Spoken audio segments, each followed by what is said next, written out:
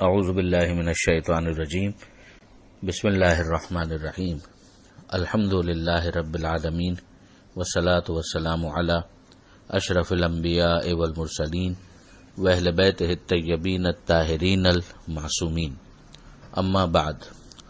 سورہ مبارکہ نساء آیت نمبر 171 سے آیت نمبر 175، 171 سے 175۔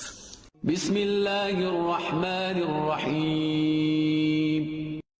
یا اہل الكتاب لا تغلوا فی دینکم ولا تقولوا علی اللہ الا الحق،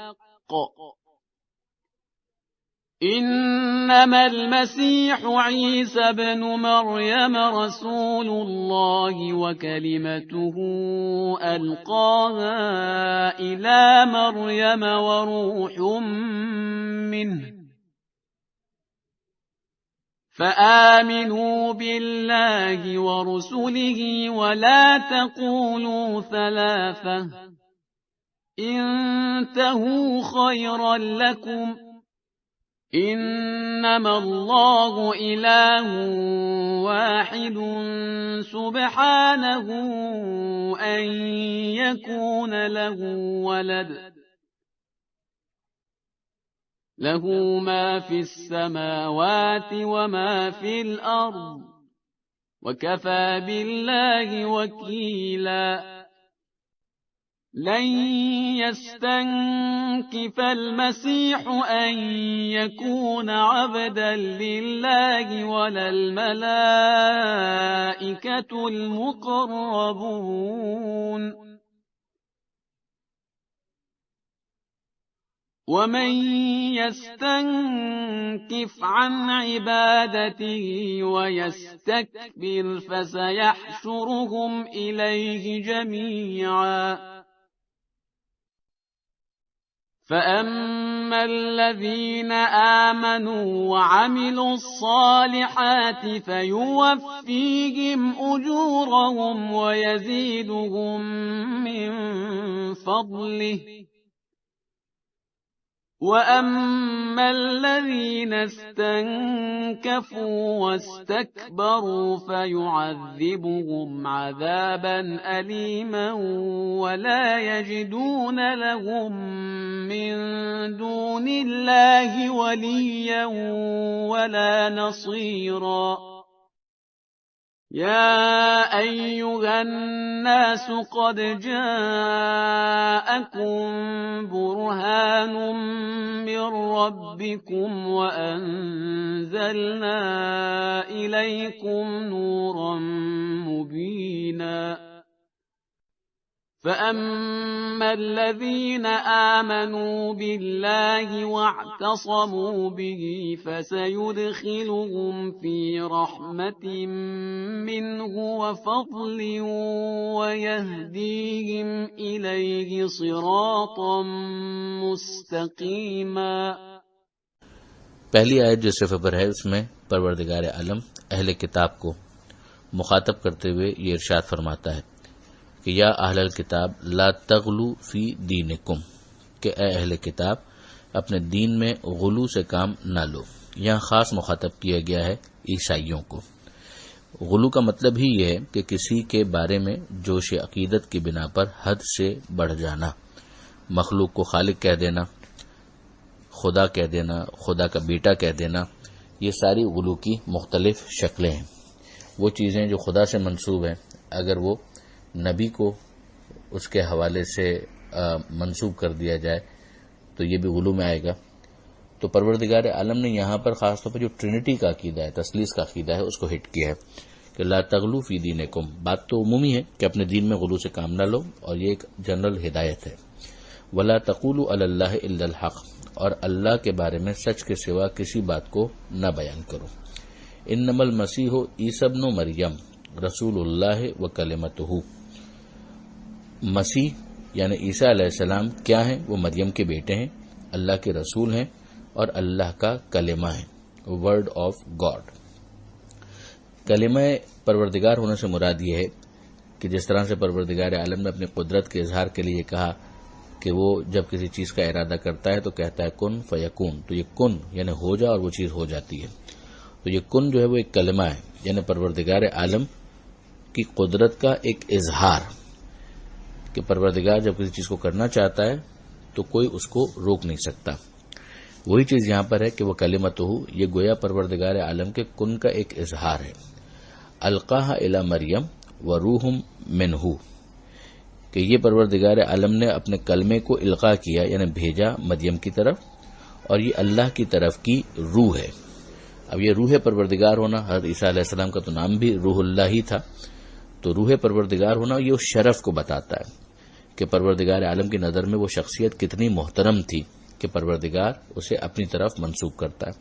یہ اگر آپ عمومی طور پر دیکھیں تو تمام انسانوں کے اندر جو روح ہے وہ خدا ہی کی طرف سے ہے. حضرت آدم علیہ السلام کا جب ذکر آیا تھا قرآن مجید کے اندر تو وہاں بھی پروردگار عالم نے یہی ارشاد فرمایا کہ نفخت فیہ من روحی، کہ جب میں اس میں اپنی طرف کی روح پھونک دوں. اب ظاہر ہے کہ اس سے یہ مراد نہیں کہ خدا سے کوئی چیز جدا ہو رہی ہے اور وہ داخل ہو رہی ہے، یہ اس روح کے ایلیویشن کو اور اس کے مرتبے اور مقام کو سمجھانا ہے کہ یہ پروردگار عالم کی طرف سے خاص عطا ہے کہ جو پروردگار عالم نے ان کو دی ہے. وہ لقب کے عنوان سے حضرت عیسیٰ علیہ السلام سے مخصوص ہو گیا اور ان کو روح اللہ کہا گیا. تو اب یہاں پر حضرت عیسیٰ علیہ السلام کا جو اسٹیٹس ہے وہ بھی سمجھا دیا گیا کہ یہ باتیں بالکل درست ہیں کہ وہ مسیح ہیں. یہ لقب حضرت عیسیٰ علیہ السلام کے لیے خاص ہیں، وہ اللہ کے رسول ہیں، وہ اللہ کا کلمہ ہے. میں نے عرض کیا کہ خالق کے حکم کن سے ان کی تخلیق ہوئی، وہ روح اللہ ہے اور ان کو روح منہ کہا گیا. یہ یہاں تک بالکل ٹھیک ہے، مگر ان کو اللہ کا بیٹا کہنا یہ بہت بڑی زیادتی ہے. پروردگار عالم فرماتا ہے فآمنوا باللہ ورسولہ، ایمان لاؤ اللہ پر اور اللہ کے رسولوں پر. ولا تقولوا ثلاثہ، اور تین کہنا چھوڑ دو. یہ تین سے مراد وہی تثلیث ہے کہ باپ، بیٹا اور روح القدس ایک پورا ثلاثہ یعنی تین کا بنانا، ایک ایسی مثلث کہ جس کو خدا سے تعبیر کرنا اور پھر اس کے بعد توحید کے اوپر اصرار بھی کرنا، جبکہ خدا کا بیٹا کہنے کے بعد توحید کی جو عمارت ہے وہ منہدم ہو جاتی ہے. انتہوا خیر لکم، تم باز آ جاؤ، یہی تمہارے لیے بہتر ہے. انما اللہ الہ واحد، اللہ تو بس خدا واحد ہے. سبحانہ ان یکون لہ ولد، اللہ بے عیب ہے، بلندتر ہے، ان یکون لہ ولد کہ اس کے ہاں کوئی اولاد ہو. اور جہاں تک قدرت کی بات ہے تو لہو ما فی السماوات و ما فی الارض، تو آسمانوں اور زمین میں جو کچھ بھی ہے وہ سب اللہ ہی کا ہے. وکفی باللہ وکیلا، اور اللہ کارسازی کے لیے کافی ہے. آگے اسی مضمون کو کنٹینیو کرتے ہوئے اگلی آیت میں ارشاد ہوتا ہے کہ لن یستنکف المسیح ان یکون عبدا للہ، کہ خود حضرت عیسیٰ علیہ السلام کو تو اس میں کوئی آر نہیں ہے، کوئی پرابلم نہیں ہے کہ وہ اللہ کے بندے ہیں. ولل ملائکۃ المقربون، اور نہ ہی اللہ کے ملائکہ جو مقربین ہیں، خدا کے فرشتے، ان کو کوئی اس میں پرابلم ہے. ہم جانتے ہیں کہ عیسیٰ علیہ السلام کو عیسائیوں نے خدا کا بیٹا کہہ دیا اور ایک طرح سے شرک کے مرتکب ہوئے، اور دوسری طرف مشرکین مکہ نے ملائکہ کو خدا کی بیٹیاں کہنا شروع کر دیا تھا. تو ان دونوں کی یہاں پر رد ہو رہی ہے کہ نہ بیٹا نہ بیٹی، یہ سب اللہ کے بندے ہیں اور ان کو اس میں کوئی پرابلم بھی نہیں ہے، کوئی آر بھی نہیں، بلکہ ان کا یہ پرائیڈ ہے کہ جیسے خود حضرت علی علیہ السلام کا یہ جملہ ہے کہ الہی کفا بھی عزن ان اکون لک عبدن، کہ اے میرے پروردگار میری عزت کے لیے یہ بہت کافی ہے کہ تو میں تیرا عبد اور تیرا بندہ ہوں. اور کفا بھی فخرن ان تکون علی ربن، اور میرے فخر کے لیے یہ بہت کافی ہے کہ تو میرا رب اور میرا پروردگار ہے. تو جتنے بھی مقربین ہیں ان سب کو اس میں کوئی پرابلم نہیں، کوئی آر نہیں، بلکہ یہ ان کے لیے سرمایہ افتخار ہے کہ وہ اللہ کے بندے ہیں. اب پروردگار عالم فرماتا ہے کہ وہ من یستنکف عن عبادتہ ویستکبر، اگر کسی کو اس میں آر محسوس ہو کہ وہ اللہ کی عبادت کرے، ویستکبر، اور وہ تکبر اور ایروگنس سے کام لے، فسیحشرہم الیہ جمیعا، تو وہ سب کے سب جتنے بھی ہیں ان سب کو اللہ محشور کرے گا اپنی بارگاہ میں، سارے کے سارے جو ہیں وہ آخر میں پلٹ کر خدا کی بارگاہ میں لائے جائیں گے. فَأَمَّا الَّذِينَ آمَنُوا وَعَمِلُوا الصَّالِحَاتِ، تو جنہوں نے ایمان اختیار کیا اور جنہوں نے اعمال صالح انجام دیے، تو فَيُوَفِّيهِمْ أُجُورَهُمْ، تو اللہ ان کے اجر ان کو پورے دے دے گا، وَيَزِيدُهُمْ مِنْ فَضْلِهِ، بلکہ اس ثواب اس ریوارڈ کے اندر اپنے فضل سے مزید اضافہ بھی کر دے گا. وَأَمَّا الَّذِينَ اسْتَنكَفُوا، اور وہ کہ جنہیں اس سلسلے میں آر ہے خدا کی عبادت میں، وَاسْتَكْبَرُوا، اور جنہوں نے تکبر سے کام لیا، فَيُعَذِّبُهُمْ عَذَابًا أَلِيمًا، تو اللہ ان کو عذاب دے گا، دردناک عذاب.